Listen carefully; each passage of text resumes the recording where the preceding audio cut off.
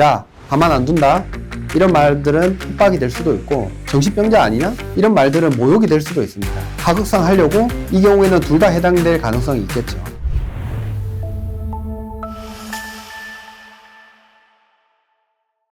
군 복무 중 다양한 일을 겪으실 텐데 그 가운데 형사사건으로 이어지는 경우가 상당히 많이 있습니다. 그런데 어디까지가 실제로 처벌받는 일이고 어디까지가 단순한 오해로 끝날 수 있는지 참 구분하기 어렵습니다. 오늘은 제가 군검사와 징계장교로 겪었던 실제 사례를 바탕으로 군 형사사건에서 자주 발생하는 유형과 그 처벌 수위를 한번 정리해 보도록 하겠습니다. 폭행이라고 하면 심한 구타 장면을 떠올리기 쉽습니다. 근데 실제 법에서는 단순한 접촉만으로도 폭행죄가 성립합니다. 어깨를 툭 치거나 말리다가 손이 닿은 것, 이런 것들도 신고가 들어가게 되면 쌍방폭행이 될 수도 있습니다. 군 내부에서는 단순히 형사처벌 외에 견책, 감봉, 근신 등이 징계까지도 병행이 됩니다. 군대에서 쉽게 내뱉는 말 한마디가 나중에 문제가 되는 경우가 많습니다. 야, 가만 안 둔다.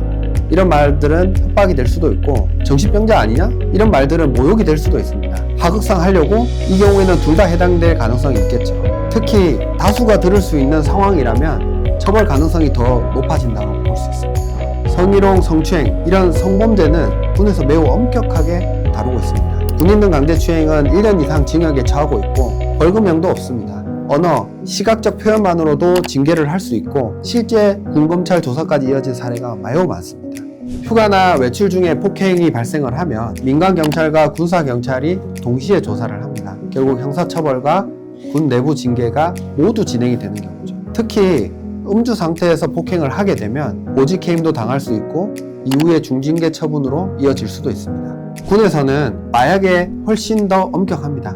한 번 투약만으로도 징역 5년에 처해질 수 있고 유통, 알선이 포함되게 되면 10년 이상 징역도 가능합니다.